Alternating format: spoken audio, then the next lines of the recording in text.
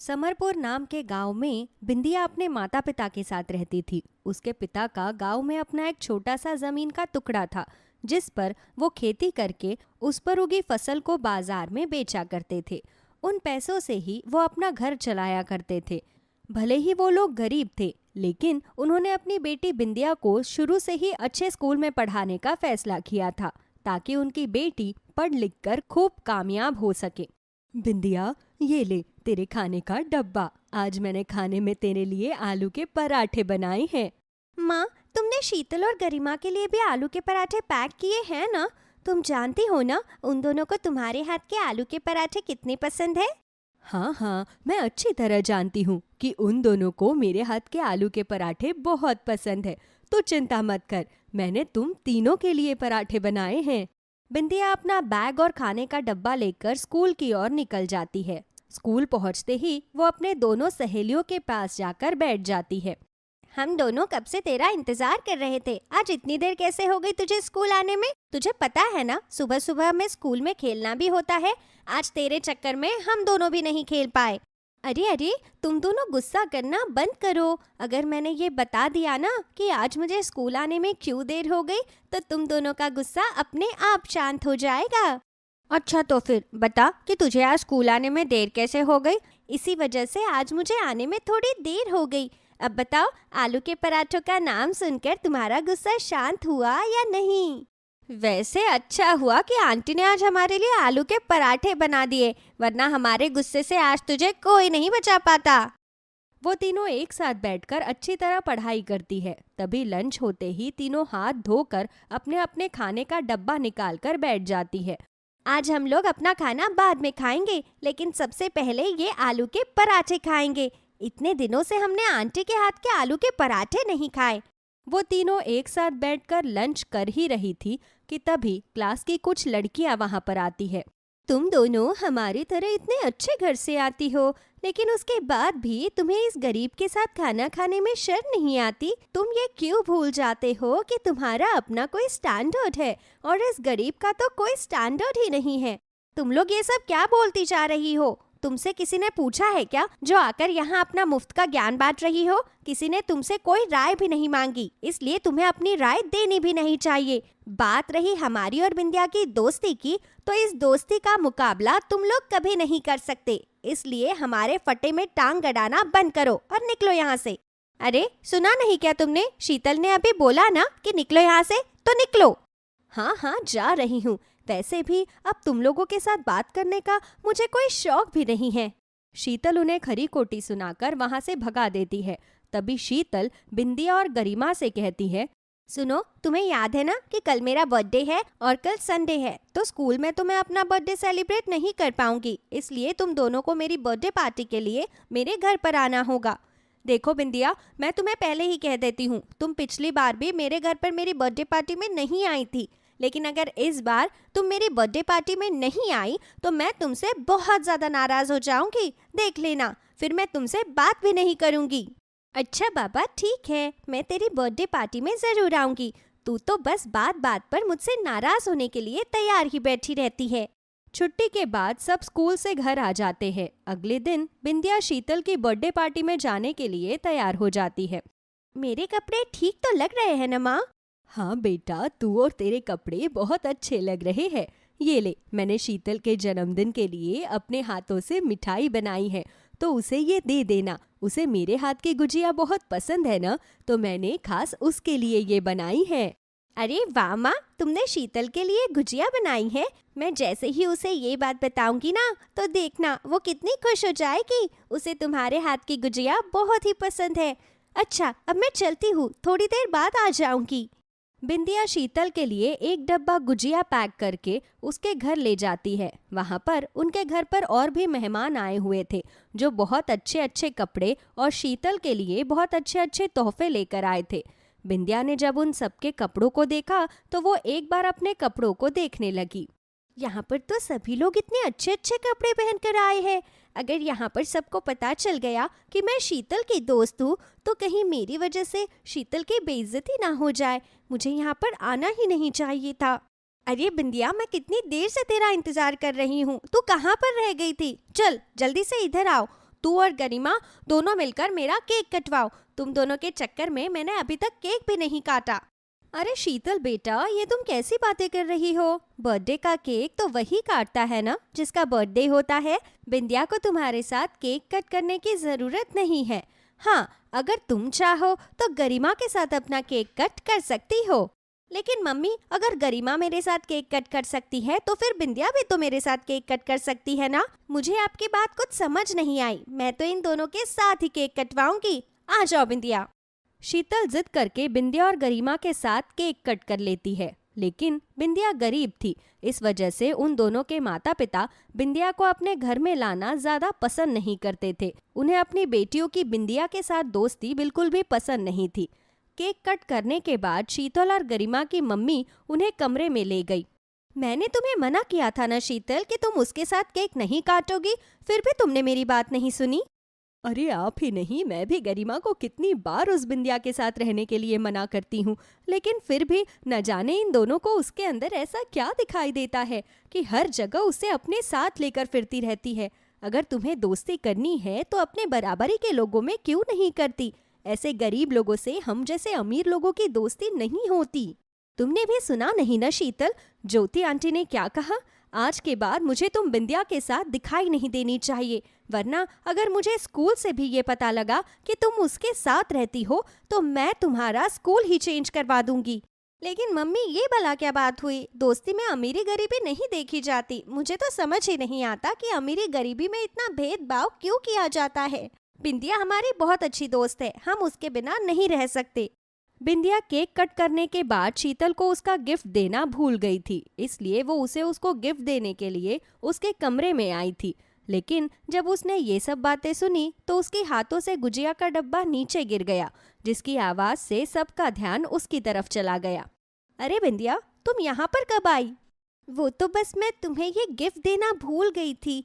माँ ने तुम्हारे लिए गुजिया बनाकर भेजी थी तो वही देने आई थी। मैं इसे बाहर टेबल पर रख देती हूँ, मुझे घर जाने में देर हो गई तो मैं जाती हूँ। बिंदिया को उनकी बातों का बहुत बुरा लगता है,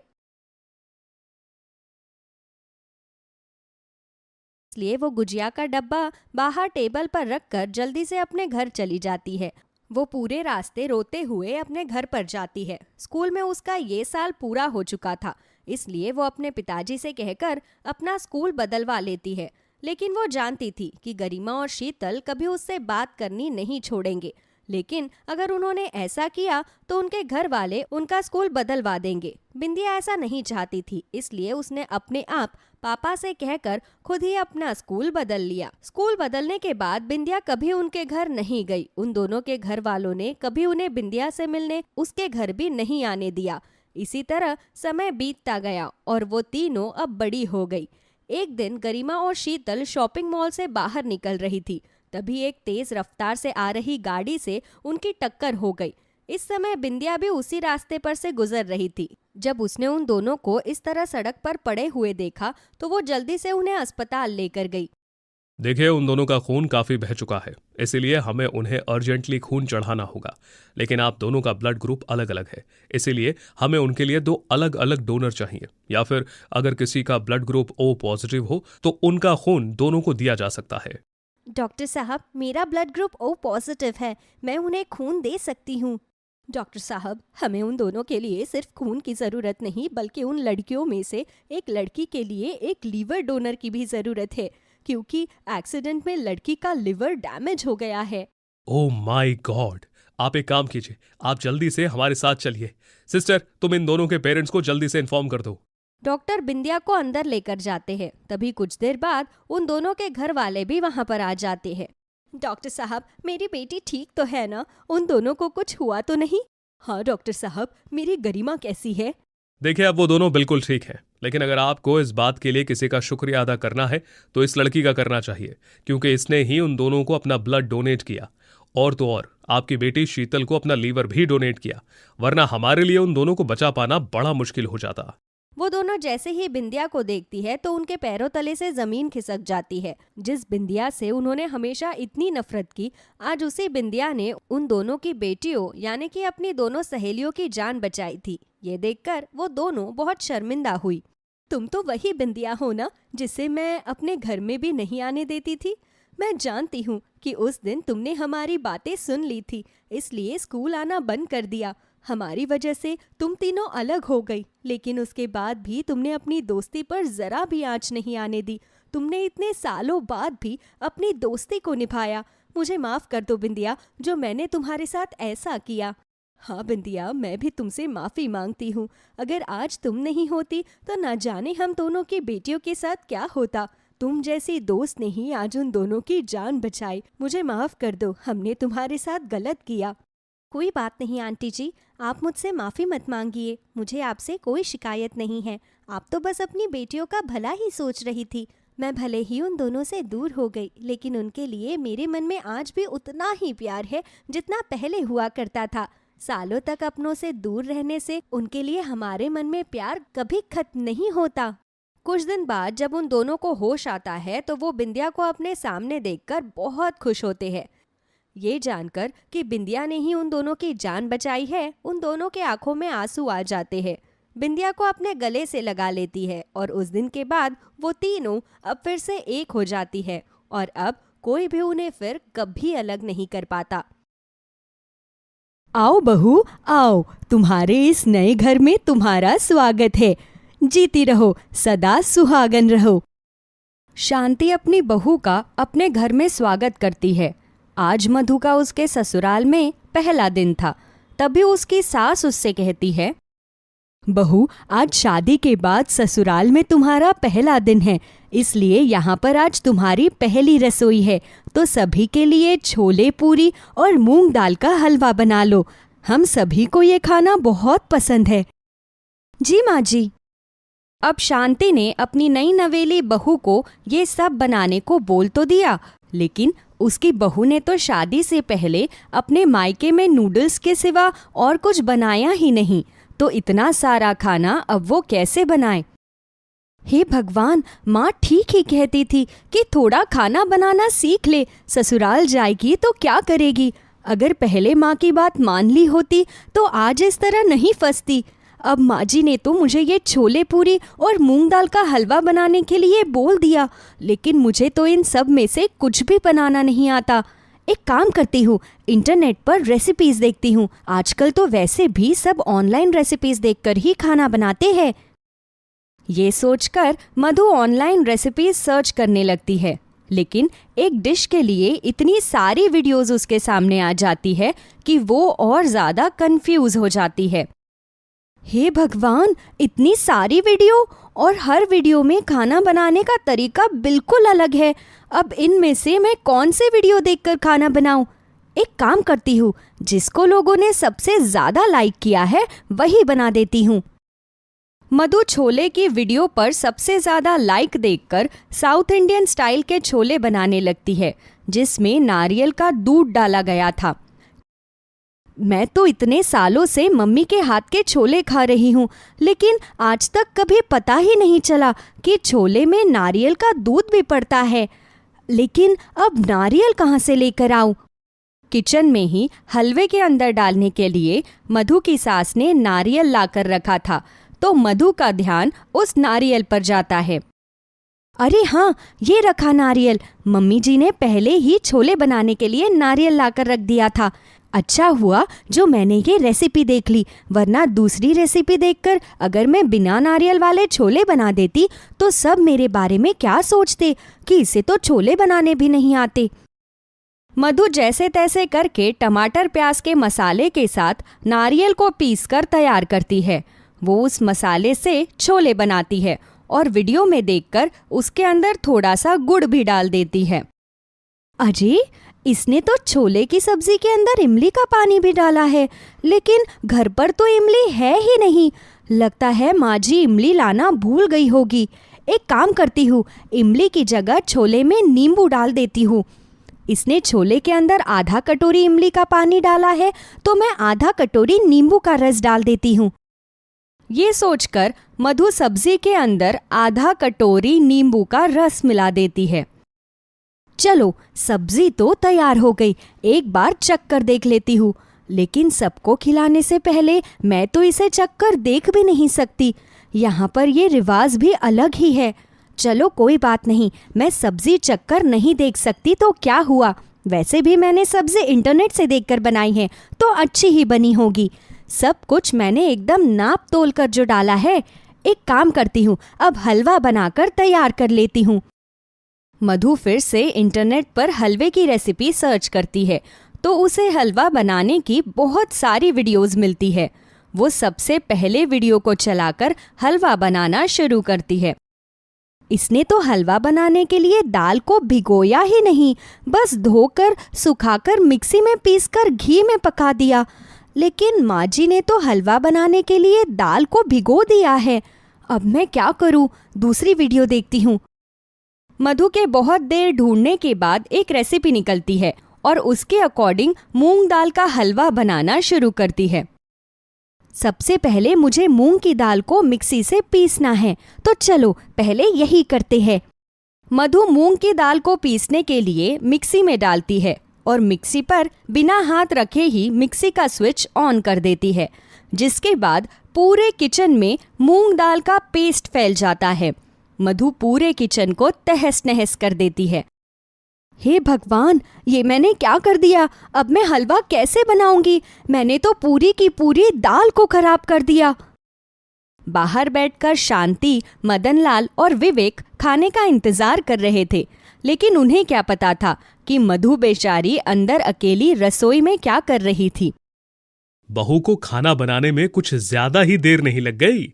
1 घंटा हो गया, लेकिन अभी तक खाना बनकर नहीं आया। थोड़ा सब्र रखिए, आज उसकी पहली रसोई है। नए घर में खाना बनाने में वक्त तो लगता ही है, और वैसे भी मूंग की दाल का हलवा बनाने में तो काफी समय लगता है, इसलिए बहू को खाना बनाने में देर लग रही होगी। हे भगवान, अब हलवा कैसे बनाऊं? एक काम करती हूँ, मैंने सबसे पहले जो वीडियो देखी थी उसे देखकर ही हलवा बनाती हूँ। उसमें दाल को बिना भिगोए ही हलवा बनाया था, लेकिन आखिर मूंग की दाल रखी कहाँ पर है? अब मुझे सबसे पहले मूंग की दाल ढूंढनी पड़ेगी। मधु पूरे किचन में मूंग की दाल का डब्बा ढूंढने लगती है। तभी आटे से भरा हुआ डब्बा मधु के ऊपर आकर गिरता है, जिससे मधु पूरी तरह आटे से भर जाती है। डिब्बा गिरने की आवाज बाहर भी सभी को सुनाई देती है। लगता है रसोई में कुछ गिर गया। बहू, रसोई में सब ठीक तो है ना? अगर मेरी मदद चाहिए हो तो मैं आ जाती हूँ। हे भगवान, अगर माँ जी अंदर आ गई और उन्होंने मुझे ऐसे देख लिया तो मेरी तो इंसल्ट हो जाएगी। बहू, मैं आऊँ क्या? नहीं माँ जी, सब कुछ ठीक है। वो चीनी का डिब्बा नीचे गिर गया था, उसी को ठीक कर रही थी। बाकी सब कुछ ठीक है, आप चिंता मत कीजिए, थोड़ी देर में हलवा बन जाएगा। अच्छा ठीक है बहू। अब सबसे पहले मुझे इस दाल को धोना है, जल्दी से इसे धो लेती हूँ। तब तक कढ़ाई में घी गर्म होने के लिए रख देती हूँ। मधु मूंग की दाल को धोकर कपड़े से पोंछ लेती है। इस बार इसे मिक्सी में अच्छी तरह पीसूंगी। अगर इस बार भी कोई गड़बड़ हुई तो पक्का सब लोग अंदर ही आ जाएंगे। इस बार मधु मिक्सी के ढक्कन को अच्छी तरह बंद करके मूंग दाल को पीस लेती है। वो गरम गरम घी में पिसी हुई मूंग की दाल को डालकर भूनना शुरू करती है। वैसे इसको भूनती हुई खुशबू तो बहुत ही अच्छी आ रही है। शायद हलवा भी बहुत ही अच्छा बनेगा। आज तो सब लोग मेरी तारीफ करते ही रह जाएंगे। लेकिन मुझे इसके अंदर चीनी कितनी डालनी है, ये तो मैंने देखा ही नहीं। मधु दोबारा से वीडियो प्ले करके उसमें चीनी की क्वांटिटी देखने लगती है, लेकिन इंटरनेट स्लो होने के कारण वही क्लिप 2 बार प्ले हो जाती है और मधु हलवे के अंदर 1 कटोरी चीनी की जगह 2 कटोरी चीनी मिला देती है, जिससे हलवे का स्वाद कुछ ज़्यादा ही मीठा हो जाता है। ये डाल दी मैंने इसके अंदर 2 कटोरी चीनी और 2 कटोरी दूध। अब जाएगा इसके अंदर बहुत सारा खोया और ड्राई फ्रूट्स। मधु जैसे तैसे करके हलवा बनाकर भी तैयार कर लेती है, लेकिन अब बारी आती है पूरियां बनाने की।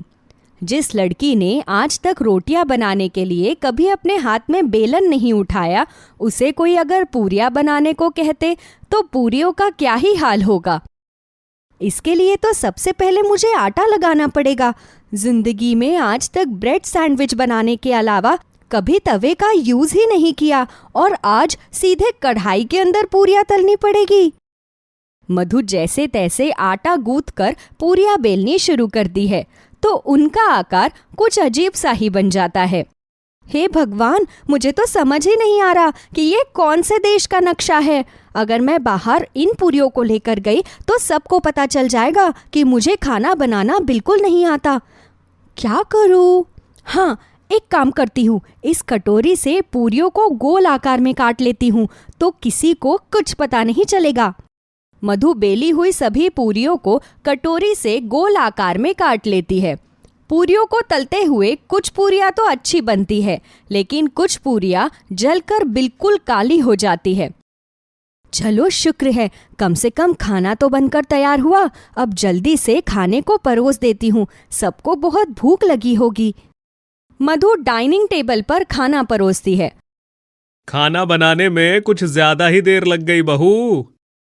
अरे, क्या आप भी फिर से वही बात लेकर शुरू हो गए? बहू खाना बनाकर ले आई है ना, तो खाना खा लीजिए। मधु सबको थाली में खाना परोसती है, लेकिन जैसे ही सब लोग खाने का पहला निवाला खाते हैं तो उन्हें खाने का स्वाद कुछ समझ ही नहीं आता। ये कैसे छोले हैं? मैंने तो अपनी जिंदगी में ऐसे छोले कभी नहीं खाए। इतने खट्टे, और इसके अंदर तुमने मीठा भी डाला है, साथ में इसमें नारियल का भी टेस्ट आ रहा है। मुझे बताओगी कि आखिर तुम बनाना क्या चाहती थी? जी, मैं तो छोले ही बनाना चाहती थी। वो क्या है ना, मेरी माँ हमेशा साउथ इंडियन स्टाइल के ही छोले बनाती थी, तो उसके अंदर खट्टा मीठा नारियल का दूध सब होता था, इसलिए मुझे तो ऐसे ही छोले बनाने आते हैं। अगर आपको अच्छा नहीं लगे तो मैं दोबारा दूसरे तरीके से बना दूंगी। नहीं नहीं, रहने दो। एक बार का खाना ही तुम 3 घंटे में बना कर लाई हो। अगर दोबारा खाना बनाने चली गई तो शाम ही हो जाएगी। कोई बात नहीं बेटा, बहू का आज पहला दिन है ना, तो हो जाता है। कोई बात नहीं, मूंग की दाल का हलवा है ना, इसके साथ गरम गरम पूरियां खा ले। अच्छा ठीक है। सब लोग जैसे ही हलवा खाते हैं तो हलवे के अंदर डाली हुई डबल चीनी की वजह से उनका मुंह ही चिपक जाता है। अरे बहू, ये कैसा हलवा बना दिया? तूने 2 बार का मीठा एक बार में ही डाल दिया क्या? एक तो पहले ही मुझे डायबिटीज है, ऐसा हलवा खाऊंगा तो परलोक सिधार जाऊंगा। हाँ बहू, हलवे में मीठा कुछ ज्यादा ही हो गया। तूने आज पहली बार हलवा बनाया है क्या? हलवा ही नहीं, मुझे तो लगता है इसने जो कुछ भी बनाया है वो आज सब पहली बार ही बनाया है। ये देखो, आधे से ज्यादा पूरियां तो जलकर काली हो चुकी हैं। मुझे तो समझ में नहीं आ रहा मैं इस खाने में से क्या खाऊं और क्या ना खाऊं। मैं तो ऑफिस जाकर ही नाश्ता कर लूंगा। सॉरी, अब तो लंच ही करना पड़ेगा। मैं चलता हूं। मैं भी बनवारी लाल के यहां से ही कुछ खा कर आता हूं। चल बेटा, मैं भी तेरे साथ ही चलता हूं। वो दोनों तो घर से निकल जाते हैं, लेकिन तभी शांति मधु से कहती है, ये सारा खाना देखकर मुझे ये तो अच्छी तरह पता लग गया कि तुझे खाना बनाना तो नहीं आता बहू। अगर ऐसी बात थी तो तूने मुझे पहले क्यों नहीं बताया? वो माँ जी, मुझे लगा अगर आप सबको इस बारे में पता लगा तो पता नहीं आप मेरे बारे में क्या सोचेंगे। इसमें सोचना क्या है, खाना बनाना ही तो नहीं आता, मैं सिखा दूंगी। अब से 1 महीने तक हर रोज मैं खाना बनाऊंगी और तू मुझसे खाना बनाना सीखियो। फिर तुझे खाना बनाने में कोई दिक्कत नहीं आएगी। अपनी सास का इतना अच्छा बर्ताव देखकर मधु बहुत खुश होती है और उसकी सास उसे अच्छी तरह खाना बनाना सिखा देती है। लेकिन मधु ने जो अपने ससुराल के पहले दिन किया वो हमेशा के लिए सबको याद रह जाता है।